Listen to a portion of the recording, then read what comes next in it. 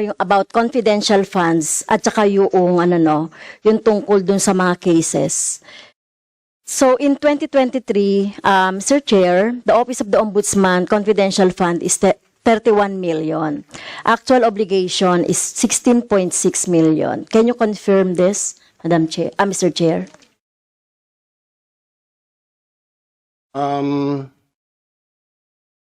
Yung confidential fund namin 2023, Opo. I think if my memory serves me right, our confidential fund in 2023 was 30 million. Tama po, 31 utilization? million. Utilization? Yes, the obligation, utilization is 6.6 million. Can you confirm? Yes, Your Honor. On September 2023, during the deliberation of 2024 national budget, the Ombudsman said that his office can survive without the confidential funds. He added that, I quote, "And I would like to be the first from the investigating agencies to request Congress not have confidential funds during my term." Can you confirm that, Sir Chair? Yes, Your Honor. So that's why the Congress proceeded in giving just only 1 million for the confidential funds of the Ombudsman under the GAA 2024. But looking at the proposed budget, Mr. Chair, the Ombudsman is requesting 115.665 million confidential fund for the next fiscal year. Okay, so this is only 51.468 million or 44.5% of the proposed was approved by the DBM. Tama po ba yon? Yes, Your Honor, but again, may I reiterate that you can just make it again 1 million pesos if you like, or if you like, you can make it a zero. Walang bahay. Zero appropriation for the confidential fund of the Office of the Ombudsman until such time or until the end of my term of office as the Ombudsman. We can survive Okay, without thank you. additional confidential funds. Thank you, Mr. Chair. So, may I know po yung rationale bakit biglang lobo yung proposal po ng Ombudsman? Parang your proposal is almost 4 times bigger than the 2023 level po. The 2023, which utilization, you meant to say, the request, this came from the DBM. I'll be honest with you, Your Honor, Yes, that with this budget that was given to us by DBM, I did not look anymore into how much was the confidential fund that was given to us. I am not interested in the confidential fund. I am more interested on the budget for personal services and the capital outlay, not on the confidential fund, Your Honor. Yes, thank you, Sir Chair. So, hindi pala, no, from 31 million in 2023, I stand corrected, Mr. Chair. So, naging 51.468. So, almost doubled po para makorek lang po yung yung data. That was the So 51 million, I'm sorry, Your Honor. The 51 million was the original proposal for Yes. 2020 to 2024 budget, Yes, tama which po. was reduced upon the suggestion of the Ombudsman to 1 million pesos. Although we're only asking for about 10 million, the Senate was telling us that it would be very hard to put the figure 10,000 pesos in the budget because it is composed of 3 zeros always. So if I ask for 10,000 pesos, hindi ho makikita yung 1. So the chair, the director for finance asked me to please make it 1 million, of which I acceded.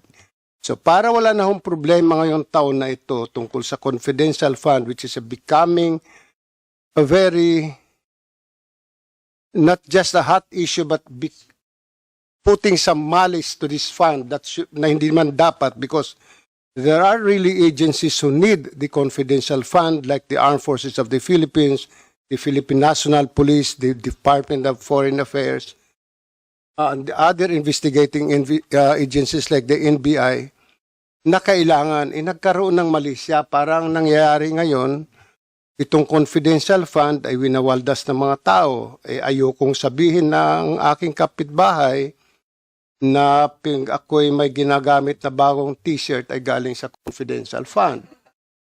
So I'd rather not to have a confidential fund until the end of my term of office than to have a confidential fund where people will be raising their eyebrows.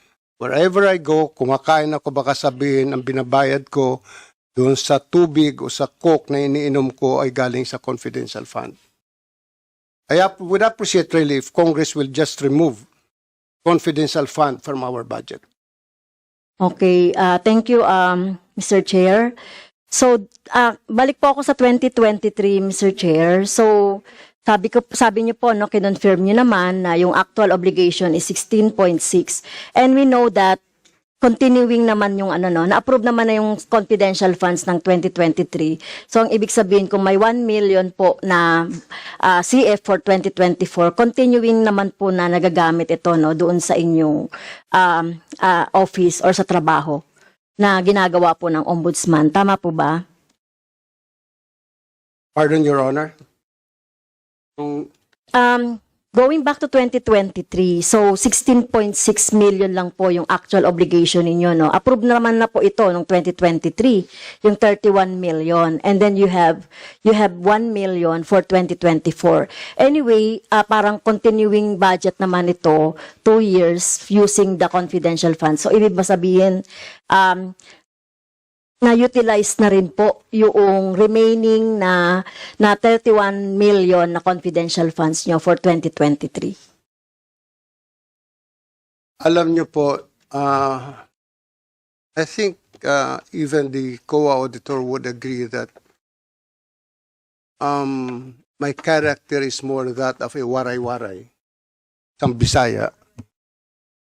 But when it comes to spending money, especially if I'm spending not my own money, ang sabi ho ng co-auditor na naka-assign sa amin, no offense meant to any Ilocano, ako daw po ay isang Ilocano. So,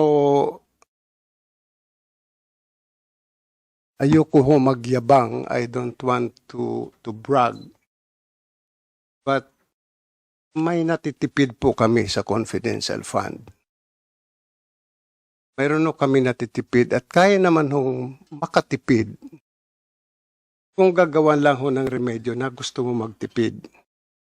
In the Office of the Ombudsman, we have made a lot of changes, especially in this investigation process, where it used to be about 4 or 5 investigators going out to the field.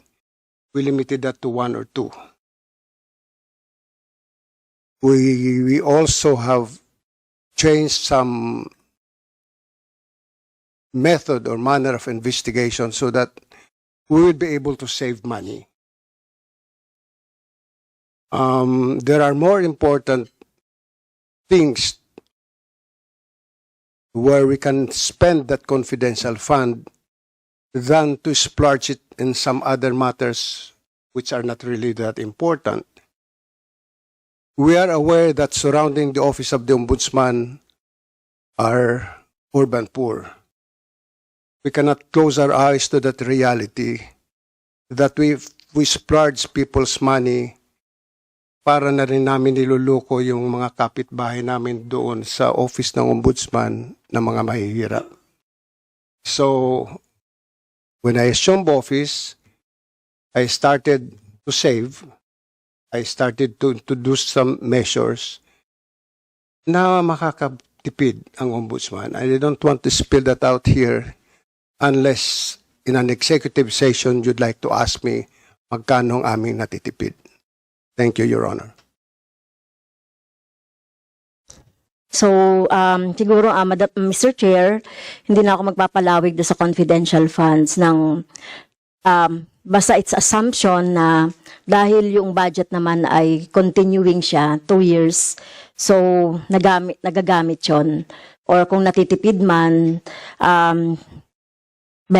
okay. So, Next question, Mr. Chair, ay yung, so ito siguro yung dahilan kung bakit yung Office of the Ombudsman ay nag-request ng another or additional na budget. Kasi nakita natin doon sa Office of the Ombudsman, according to reports that it only recorded 1,300 cases for fact-finding in the first 6 months of 2024. So it is lower by 32% as compared to 2,038 for the same period last year. So out of the said total, the anti-graft agency completed investigation of 389 complaints for the first semester, or 28.17% accomplishment, which was higher than 21% target at the start of the year. So, pwede niyo po bang explain ito, Mr. Chair? We are now in the process of abolishing the fact-finding investigation. It is just a matter of changing the culture that our investigators had been used to for the past 20 or 25 years. So, to speed up the investigation of cases, of complaints, we are trying to merge now the fact-finding office and the preliminary investigation office, so that when the complaint is filed, immediately it will be assigned to a lawyer who will conduct a case evaluation, and the lawyer will now determine whether to proceed with the preliminary investigation or to recommend for the dismissal of the case or to recommend for a case build-up. During case build-up, the case will either be archived or provisionally dismissed. We're also thinking of changing the impression that during the preliminary investigation stage, which the case is already docketed, that the rights of a respondent is already affected. You must have noticed that in the decisions of the court with respect to inordinate delay, it includes the preliminary investigation of cases, of which I do not agree, because during the preliminary investigation stage, technically you do not speak of a case. You talk of a complaint, an alleged violation of the law. So if during preliminary investigation, you are not talking of a case, the respondent must be able to get a clearance from the Office of the Ombudsman. However, if the complaint speaks of a criminal and an administrative case, then that administrative case that is pending with the Ombudsman must be disposed of in accordance with the provisions of the Constitution on a speedy disposition of cases.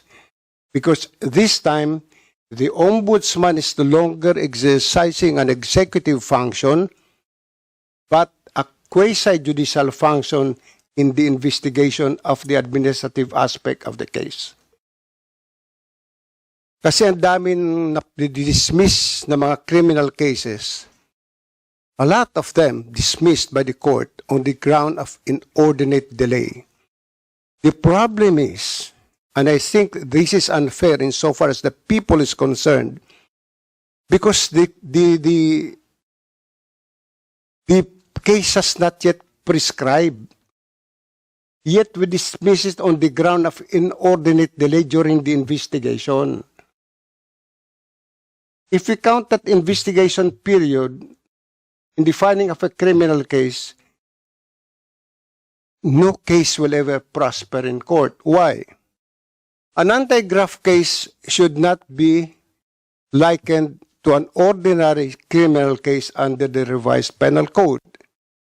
If we talk of complaints violations of the Anti-Graft and Corrupt Practices Act, we talk of voluminous documents. We do not refer to testimonial evidence. It's more of voluminous documents that we examine, scrutinize. Take the case of Farmally. For every disbursement voucher or for every disbursement request, purchase request, there are 3, 4, or 5 disbursement vouchers. For every disbursement, of the 5 different disbursement vouchers, there are also 5 different signatories sometimes. So each of these disbursement vouchers must be examined by the investigators. It is not a joke to examine about 2,000 pages of documents. Formally was referred to us by the Senate. But what was given to us was not a hard copy of documents, but a PDF that we have to reprint. And I think we had about 100 reams of bond paper that we used in printing all these documents. On top of that, we have to verify and validate that these documents are really existing by going to the different agencies and have these documents certified through copies. So if we will be dismissed on the ground of inordinate delay, that is not only unfair to the Office of the Ombudsman, that's unfair to the people who are relying that or expecting that a case will be filed against the erring government officials on that flimsy reason of inordinate delay. And the decisions are different now. Sometimes a case is dismissed on the ground of inordinate delay that's been delayed in the Office of the Ombudsman for only 1 year, 2 years. In fact, there is a case that was been dismissed. How can we file the case? It was during the pandemic. How can we finish the case, the investigation of the case that was during the pandemic? And even the Sandigan Bayan, the gates were closed. So how can we file a case if you cannot even enter? Be barred from entering the building to file a complaint or an information. Kasi lahat takot sa COVID eh. And just hope that the court will try to look into these things. That our cases that are being investigated is not a simple murder case where you need only to identify the death certificate, the medico-legal examination, the result of the medico-legal examination, and you rely more on testimonial evidence. Not in cases that are in violation of the Anti-Graft and Corrupt Practices Act. The PDAF cases, for example, volumes of documents. So it's not a joke, and just hope and that Congress will pass a law defining what really is an inordinate delay. After all, it is only this House, or it's only Congress, who can pass laws that would be able to determine what is inordinate delay as mandated by the Constitution. Thank you, Your Honor. Congressman Castro. Thank you, Sir Chair, for that very comprehensive answer to my question. No? So parang, nakita ko na lang yung sagot, no? You have merged the fact-finding, no, with the preliminary. Kaya gano'n na lang yung gano'n na lang po yung nangyari doon sa number of cases, bumaba. So, yun na lang po, Mr. Chair, yun na lang po yung mga tanong ko. Thank you po. Thank you, Congresswoman. Your Honor, I'm sorry. Yes, go ahead. Kasi nagsisimula na kami na pag may nag-file ng case, diretso na preliminary investigation.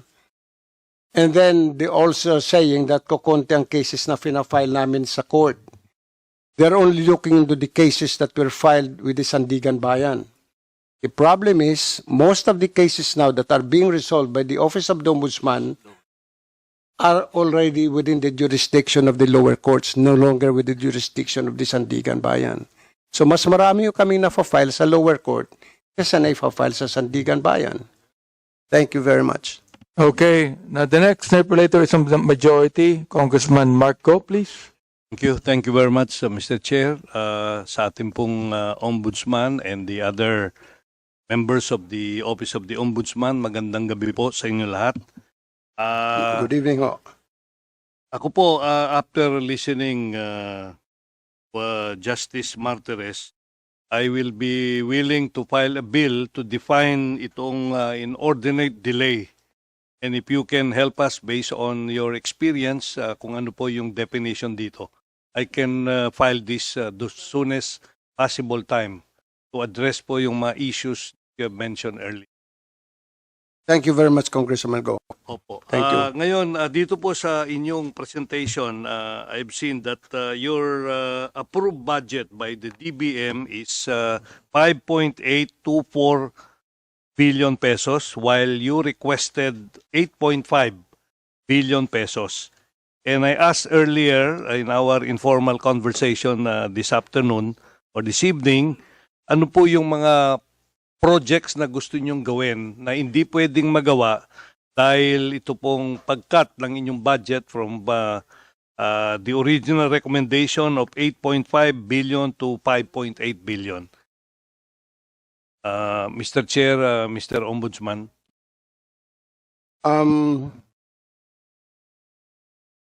We might not be able to continue. One is we might not be able to continue putting up satellite offices because this would entail additional expense on our part, rentals, and additional personal services expense. We also would be needing additional manpower with respect to the hiring of additional lawyers, and with respect to this to the IT system that we have, that would also include the program of the Ombudsman to speed up the release of clearances. Chair, yung pong sinabi nyo kanina na additional 800 million pesos. In other words, this will cover your, one is the IT system that you would like to put up sa Ombudsman's office. At the same time, yung mga satellite offices. So at the proper time, Mr. Chair, I would like to manifest our full support to increase the budget of the Ombudsman's office from the current 5.8. Probably gawin na nating mga 7 billion ito, Mr. Ombudsman, Mr. Chair. Marami pong salamat if that is the proposal of the congressman from Baguio, the Congressman Go. That's very, I appreciate that very much, and we will, we appreciate that utang na loob ko sa iyo yan. So yun po yun. Alam ko na you are doing a good job right now, and based on the record that I've